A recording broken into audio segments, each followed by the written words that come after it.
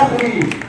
इस कारण दैनिक कर्मचारी, सौदा फेडरेशन और समिति के रेगुलर कर्मचारी 3-3 इंजन का सरकार है। मैं माननीय साहब से निवेदन कर रहा हूं कि आपके भारत सरकार में 3 इंजन का सरकार है, तो हमारे संगठन में भी 3 इंजन का सरकार है। हमारी चारों मांगों को पूरा करना पड़ेगा। साथियों, हमारे बीच में और प्रवक्ता है। छत्तीसगढ़ को धान का कटोरा बोला जाता है और धान की खरीदी के लिए यहाँ पे जो कर्मचारी बैठे हुए हैं उनके सहयोग से ही सरकार धान की दाना दाना खरीदी करती है। और आज इनकी मांग पूरी नहीं होने से 4 सूत्री मांग को लेकर ये हड़ताल पे है। और देख रहे हैं आप, ये हड़ताल पे संभागीय स्तर है। ये जिला सहकारी समिति कर्मचारी है जो समर्थन मूल्य धान कंप्यूटर ऑपरेटर संघ है। यहाँ पे संभागीय स्तरीय धरना रैली का प्रदर्शन किया जा रहा है और इनकी 4 सूत्री मांग है और इन 4 सूत्री मांगों को लेकर ये हड़ताल पे है। यहाँ पे देखिए, ये पोस्टर दिखा रहे हैं, मध्य प्रदेश सरकार की भांति प्रबंधनीय अनुदान देना होगा। इस प्रकार के कई मांगे हैं इनकी। जो 4 मांगे हैं जिनको सरकार पूरी नहीं कर रही है, उन मांगों को लेकर ये धरने पर बैठे हुए हैं। मैं आपसे यहाँ पे मैं नरेंद्र कुमार साहू, प्रदेशाध्यक्ष। सर, हमारी बहुत 2008 से लंबित मांग है। भारतीय जनता पार्टी के सरकार के द्वारा घोषणा पत्र 8 में लिया गया था कि सहकारी समिति कर्मचारियों को शासकीय कर्मचारी भांति सुविधा लाभ दिया जाएगा। इसके पहले भी हितेश दोषी का कमेटी बनाया गया था, प्रबंधकीय अनुदान की बातें हुई थी। धान में सुखद हमारा ज्वलंत उदाहरण है। धान जो है सूखने का है, लेकिन सरकार मानती नहीं है कि धान सूखती नहीं है। हाई कोर्ट के जज ने भी कहा कि धान सूखता है, लेकिन धान खरीदी नीति में ही लिख देते हैं कि समितियों में धान सुखद मान्य नहीं होगा। तो गत वर्ष 23, 24, 25 में इतना धान सूखा हुआ है कि आज कमीशन को जो राशि मिली नहीं, हमारे कर्मचारियों को 7-8 महीने से तनख्वाह नहीं मिल रही है।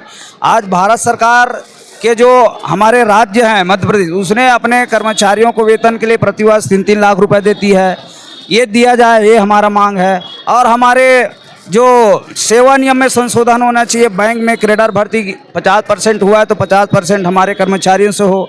दैनिक कर्मचारियों को भर्ती में बोनस संग दिया जाए। और हमारे जो ऑपरेटर साथी 2007-8 से काम कर रहे हैं 18 सालों से, वो अभी आउटसोर्सिंग किए थे, लेकिन दबाव में आया तो उसको अब हटा के 6 महीने का वेतन देंगे और 6 महीना समिति देगी बोल रही है।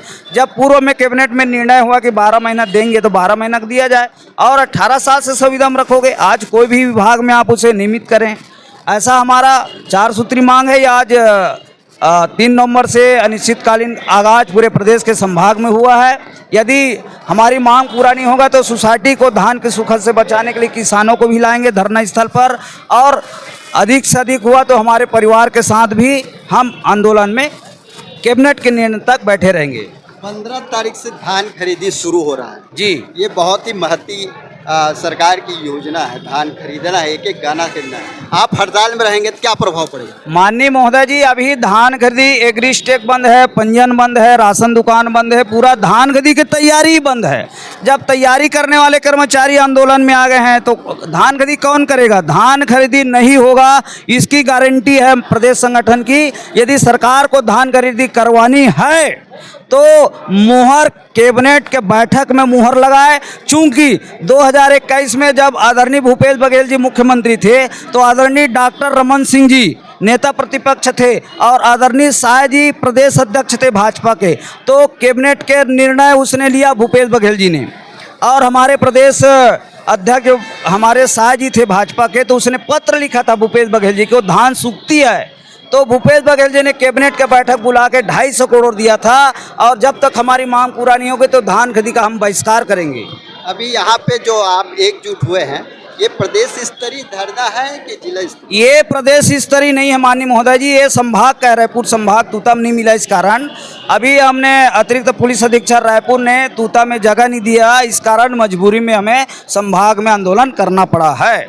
कुल कितने कर्मचारी होंगे जो हमारे पूरे प्रदेश में? लगभग 15,000 कर्मचारी हैं और 6,000 दैनिक कर्मचारी हैं, 2739 ऑपरेटर साथी हैं। अब देखना यह है कि 45,000 ऑपरेटरों की ये हड़ताल है और धान खरीदी आगे 15 नवंबर से शुरू होने वाला है और उस तिथि तक ये हड़ताल पर रहेंगे तो धान कैसे खरीदी की जाएगी? इस स्थिति में ये ऑपरेटर अध्यक्ष भी है, इससे भी बात करेंगे। आगे आपकी मांग पूरी नहीं होगी तो क्या होगा, क्या करेंगे? हम लोग 18 साल से जो है शासन का योजनाओं को क्रियान्वित कर रहे हैं, लेकिन आज तक जो है शासन जो है हमारे संदर्भ में भविष्य के बारे में बिल्कुल भी कुछ नहीं सोच रहा है। और यदि हमारी मांगों को पूर्ण नहीं करता है तो ये आज हमारी सम्मान की लड़ाई हो जाएगी और हम अपने पूरे परिवार के साथ धरना स्थल पर बैठेंगे और शासन को हम बता देंगे कि हमारी ताकत क्या है। यहाँ पे धरने पर बैठे हुए हैं, अब देखना यह है कि इनकी मांगे पूरी होती कि नहीं। 100 न्यूज़ रिपोर्टर महेंद्र साहू, महासमुंद, छत्तीसगढ़।